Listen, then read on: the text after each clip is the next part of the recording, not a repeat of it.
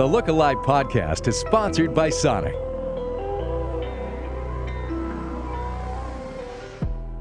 Hey everybody, welcome into the Look Alive podcast. Obviously things look really different this week, and that's because I'm in my dining room.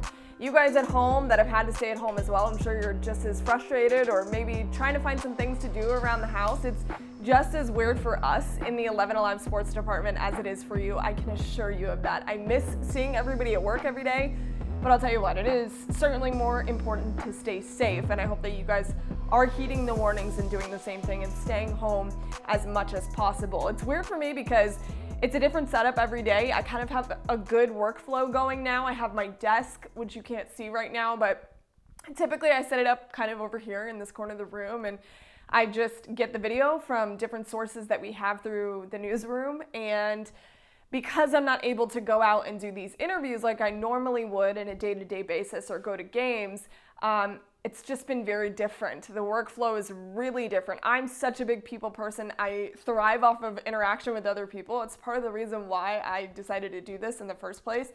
So I'm with you. I'm struggling just like you guys are, but like I said, it's important to stay safe. I'm getting into some kind of a routine of working out. I try to fit it into my daily schedule.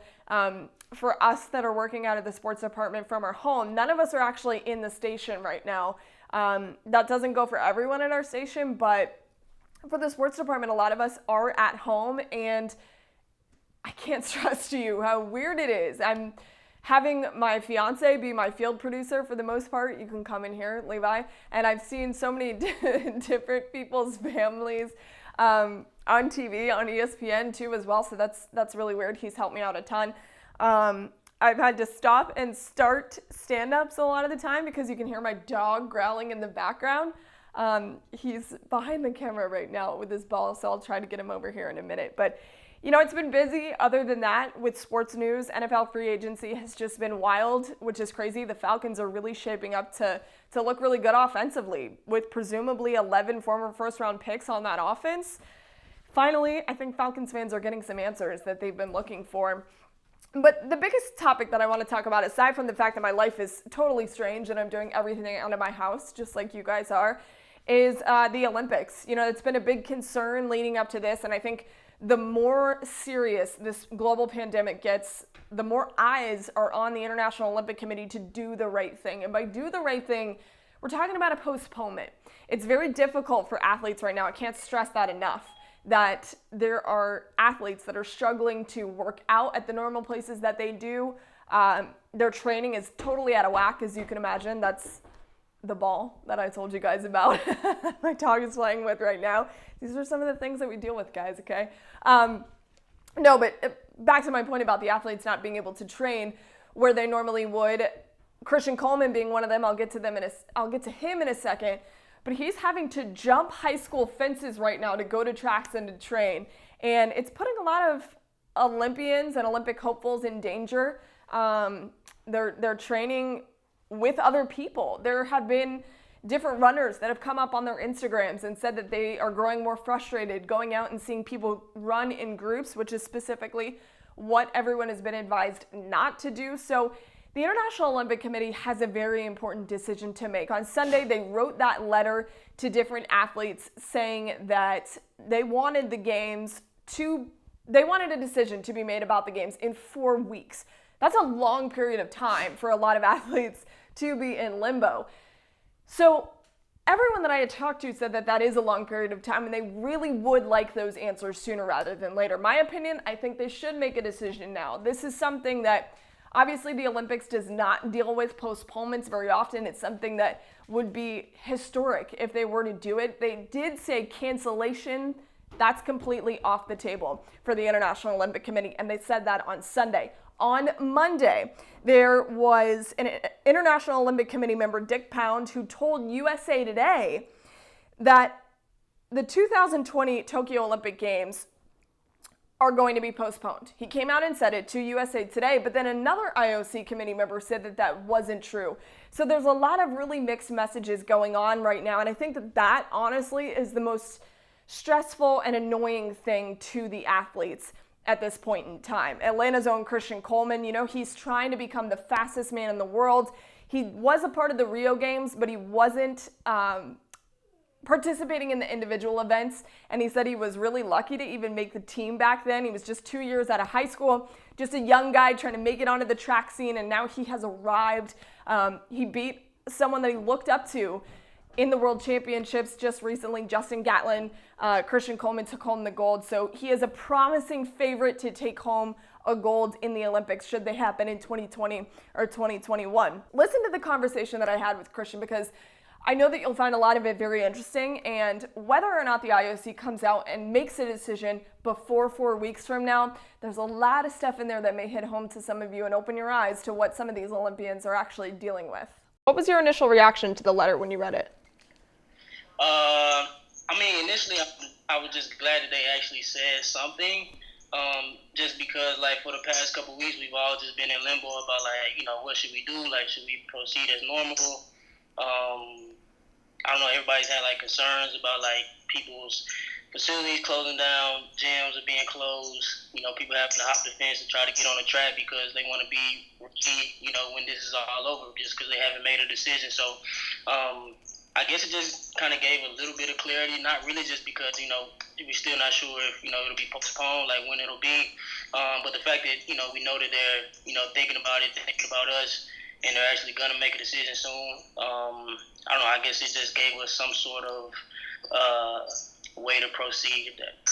How difficult is it for you right now? Because there's certain things that you do leading up to the Olympics. There's ways that you train and different tapering that you have to do. How does it affect you when you really don't know what's going on? Man, honestly, I feel like this is the time where, I feel like the best athletes will prevail, just because, you have to be mentally strong, like mentally, emotionally, and it's not just a physical sport. And so, I don't know, just being able to just block out everything that's going on and just focus on the main tags, the main goal, your main thing that you started off wanting to do at the beginning of the year, which is winning an Olympic gold medal. And I don't know, obviously the road to success is not going to be just straight. It's going to be twists and turns and things that you have to go through. And this is just something that, an obstacle that you have to get over that nobody's ever had to deal with before. So, I don't know, hopefully, we can get past this, and at some point in time, whether it's postponed, whether it's next year, whether it's 2022, whenever, we had the Olympics, it'll make it just that more sweeter knowing that everybody had to go through all this, and to go out and get an Olympic gold after something like this would be pretty special. So what's your training like right now? Just trying to keep it the same as best as I can. So, all the SEC schools have closed down. And, of course, I was training at the University of Kentucky up there with my coach. And so they closed down the facilities about a little over a week ago, and told us that we couldn't come onto the campus anymore. And, of course, like, all the high schools are shut down. And so my coach was just like, if you have somewhere to train at home, then, you can go home and be around your families. And, he'll send a workout so we can try to just keep everything the same. But, it's hard not being around your training group, not being around your coach to get that, expertise, feedback. But I'm trying to keep everything the same as I can. I just know one of my old coaches, he has a hookup with a gym that's still open, which is rare. So I'm able to lift weights.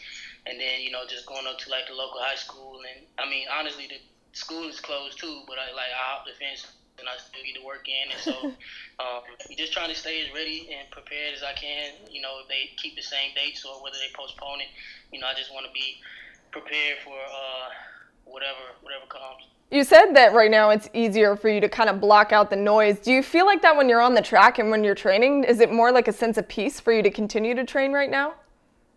Absolutely. I feel like, when you're training, that's your my natural element, being on the track and, being able to work out and keep my body fit.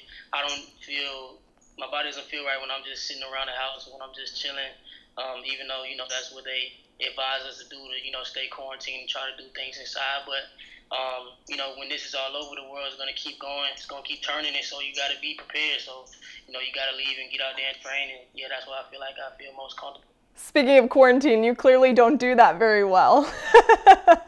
So what are you doing right now when you have to sit in your house? Just hanging out with the family, using this time to, just spend quality time. I haven't been home this long, especially during the week since I've left for college, really. Like, I've always been on the go, like, during the summers, when everybody else is at home. Like, I've been running um, on different USA teams, and then, like, of course, like, being in school. So it's just, like, this is the first time I've been home for a while. And so just soaking it all in, being around my family, and just trying to work out, and that's pretty much it. You don't do any workouts in the living room? I feel like the most you can do in the living room is just like some abs, but I don't know. They haven't moved the games, or they haven't moved the Olympic trials. So the best that you can do is like still go out and get on the track, just so you can be ready like when like this is all over. So hopefully we get some more clarity, and they say like this is gonna be the date that it's gonna be, or we're gonna move it to next year, or we're gonna keep it the same, and then we can know for sure like what we should be doing right now. Do you feel like 4 weeks is too long to be in limbo for you? Absolutely, and I feel like it's putting a lot of people in danger. Like, the government is advising everyone to, stay inside as much as possible, stay around your family, don't go out to the gyms, don't go out and be around people. But, I mean, who knows? Like, in 4 weeks, they might say, we're keeping the same date. So it's like, you got to be training this time. So it's like, we got to go out and, lift weights. We got to go out and train and be around people.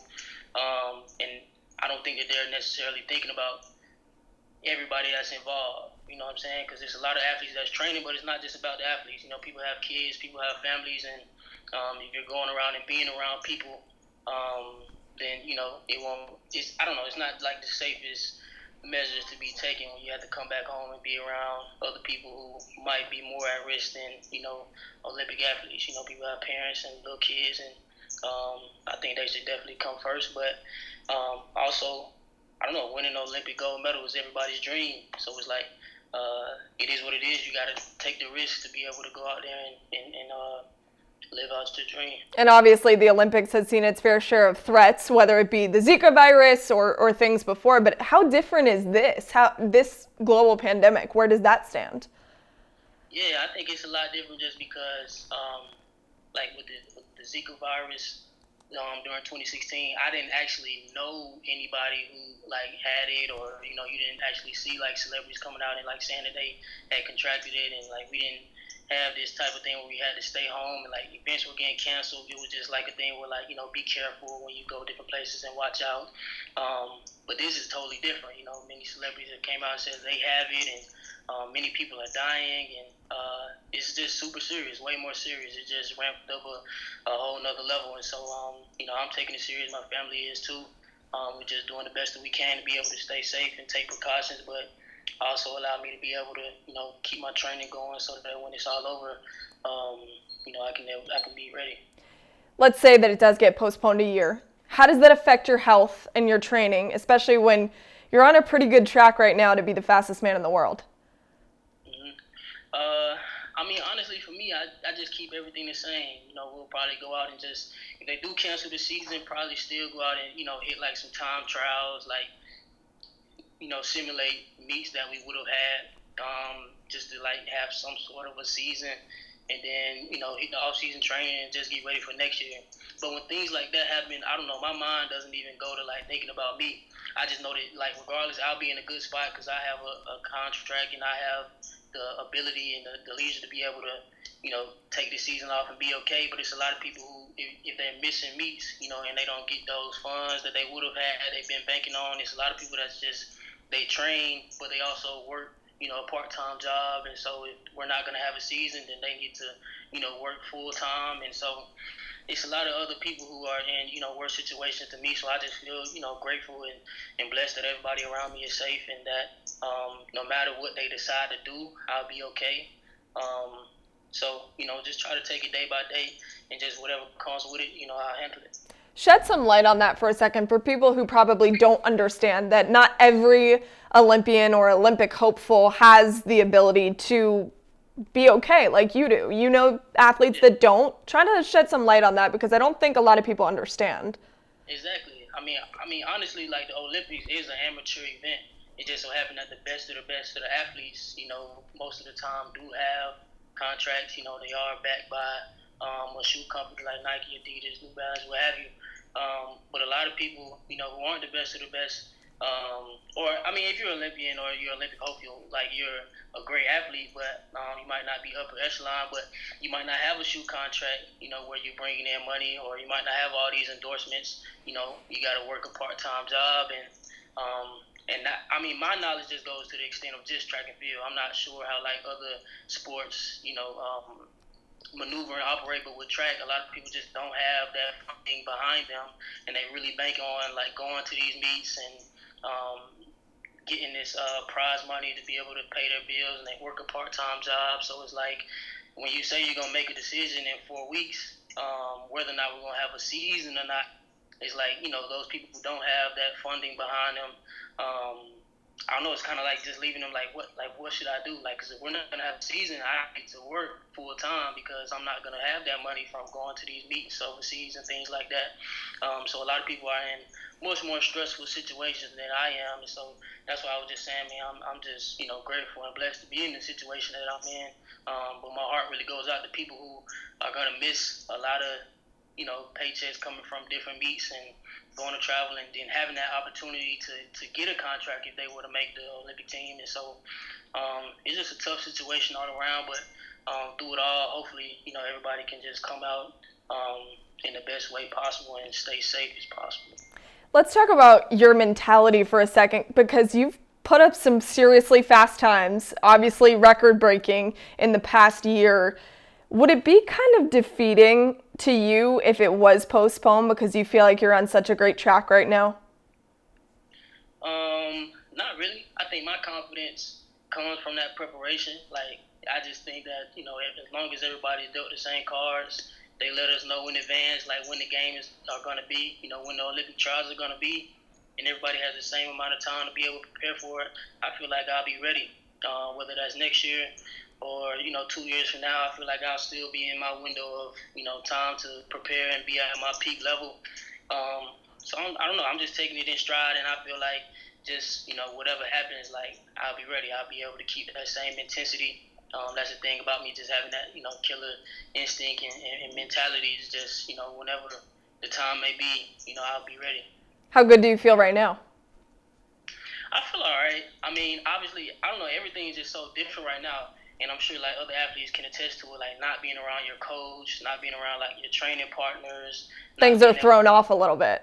Things are thrown off a little bit. So I don't know. I'm not sure. I'm sure like that's why I'm just like, if you are going to have the Olympics, I don't know. I feel like it should be postponed enough time for people to be able to get back into their same regimen and have enough time to prepare, just so you can have the best performances, when we actually do get there. A lot of people are having to not lift weights because they don't have a place to lift weights. A lot of people, don't have a track that they can go to and hop the fence. Like, they just, have to go out and try to get it in on like a grass field or something like that. I've talked to many athletes who have to do that. And so right now I feel all right. Like, I feel okay, but I just feel weird not being around my coach and my training partners and not in my normal routine. You've obviously been all over the world. Have you ever been to Tokyo? I've never been to Tokyo. Only time I've been to that part of the world, I ran in Shanghai last season. But that's the only time I've been over on that side. So what's the most exciting part about potentially getting to go to Tokyo for you? I think the most exciting part is just being around so many great athletes, and then actually being in a position where people are looking at me to be able to bring back home a medal. I always allude to that 2016 experience I had in Rio, where I was the youngest guy on the track team, and like I wasn't expected to make that team at all. But I did, and I kind of just used that experience to kind of just propel me to another level, and that was just super exciting. But like, it was no pressure at all, like, because I wasn't running an individual event. I was only doing the relay, and I ran in the prelim, so I just used that time to just soak it all in. And so this time around, it's like more expectation. It's going to be more exciting. I have more of an opportunity to go out and compete and be at a high level and be able to bring a medal back to the United States. The Olympics is just, I don't know, it's just the epitome of sports in general, and it's super exciting. I'm just grateful and excited for the opportunity I've also heard like it's supposed to be like the most technologically advanced Olympics, and they have a lot of things planned, and so I'm excited like to see the opening ceremony and just everything about it is super exciting. And I don't know, hopefully like when that day comes, whether it's this year or next year, whenever, like it's gonna be a special moment. I can tell that you like the pressure. Do you like the pressure? Yeah, I like to build up to it. Like I like to be in those moments where the best of the best like are going against each other, and you get that ultimate payoff, like, because right now it's just a grind, like everybody's just working hard and going at it, and then like when you get to those moments, that's where it pays off, and I feel like that's where I thrive. I like to be in those championship type of moments. I feel like that's where I get my best performances. In Rio, obviously you were younger and you said that there was no pressure. Now there is pressure. Do you feel like you belong now? Yeah. I definitely do, and I feel like I belong just because I didn't skip any steps. You know what I'm saying? Like that, I had to take my lumps. I had to take my L's, quote unquote, as they say, and then you work your way up, and now you're at a level where people are expecting you to run fast and expecting you to bring back medals. But what comes with that is the same level of preparation, the same type of mentality as you had before. And I feel like that's gonna, keep me at the level that I'm at, just having that same mentality as I've had, all the past years. When you were in Rio, was there anyone that you were starstruck by?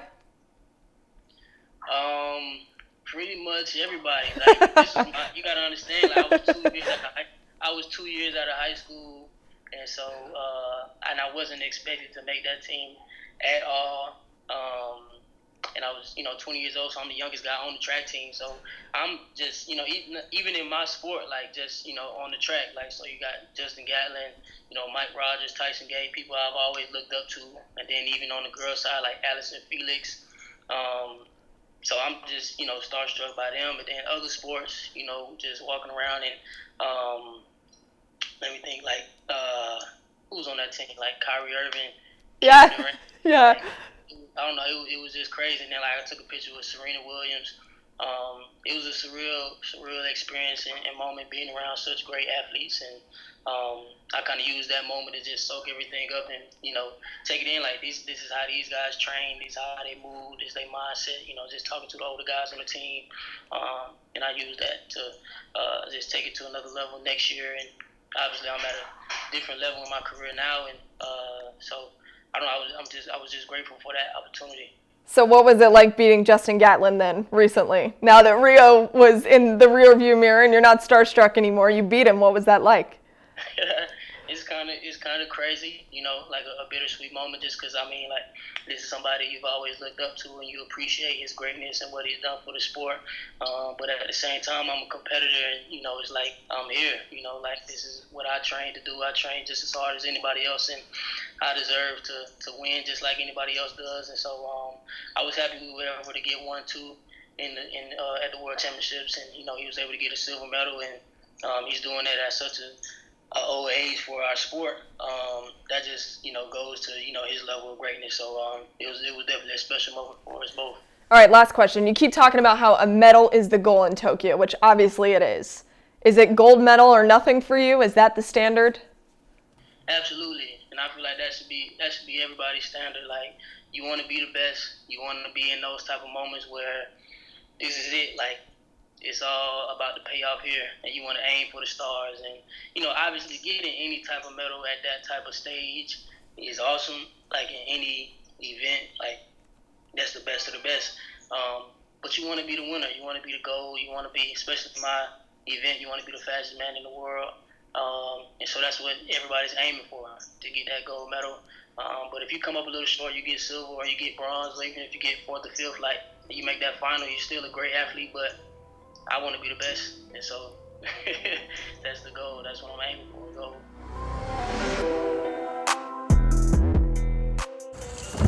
Hi, here are your 3 fish sandwiches. Have a supersonic day. Thank you. Is this Alaska public that we're eating? Yes. I know that Alaska is a very dangerous place. Why? First, the ostrich. Second, you mess with that ostrich. It's Alaska, not Australia. My man. The fish sandwich, 100% Alaska pollock topped with creamy tartar sauce on a brioche bun, only for a limited time at Sonic. See menu for details. For a limited time only at participating Sonic drive-ins. All right, so whether or not the Olympics happen in 2020 or 2021, Christian Coleman said he's going to stay ready. You heard him. Gold is the standard. And for him to become the fastest man in the world, that's got to happen at the Olympics. But bottom line is, safety is key, and safety matters for all of the Olympians and their families that would potentially be making the trip in July. And something to remember as well, a lot of the athletes have been really positive on social media. Lolo Jones, she said she's just going to go ahead and eat some pizza. A couple other athletes have come out and said that they are not canceled, they are just postponed, and they're keeping up the positivity and the faith until the Olympic Games can happen. So good news is it won't be canceled. That's what the IOC says. So a postponement or not, like I said, all that matters is that the athletes are safe. And one thing I do want to show you guys before I take off on the podcast this week, I'm going to have my dog come over here. This is Dexter. This is who has been at my feet all day, every day, who hates being on my lap right now. So he's big, obviously, so he's not very easy to control. We're going to try this again. Come here, Dexy. Come here. He's not going to get up on my lap. It's okay. So he's been sitting at my feet. I'm sure like a lot of you, I can relate to you guys that are at home at your desk all day, and you know your dog comes underneath your feet and tries to steal out your snacks that you're probably eating at your desk like I am. So just want to let you guys know we are with you here at 11 Alive Sports. We get it. We are home too, making sure that we stay safe, and make sure you guys get outside as well. I go for several walks a day. I try to get outside as much as possible, but I'm not with anyone, so that's also kind of weird for me. But yeah, I really encourage everybody to get outside, but practice social distancing, don't go outside with other people. And I know it's so weird without sports right now. It's really hard for me to fathom a world without sports, and now we're living in it. And it's bizarre. I miss it just as much as you guys do, if not more. I feel bored every day. I'm finding out that I'm actually pretty boring without sports, and my life is very boring without sports. So it's sad. But you know what's going to make it even better? When sports returns. We don't know when that's going to happen, but hopefully sooner rather than later. All the more reason to practice social distancing and make sure that we're staying away from each other so that we can get back to normalcy as soon as possible, and so that my dog doesn't keep interrupting my work. So we'll keep you posted on all things 11 Alive Sports and everything that's going on with us in the department. We will be still putting out regular podcasts each week, and even though they're a little unconventional, still hope you watch and you enjoy. That's it for this week. Stay tuned for more next week on the Look Alive podcast. The Look Alive podcast is sponsored by Sonic.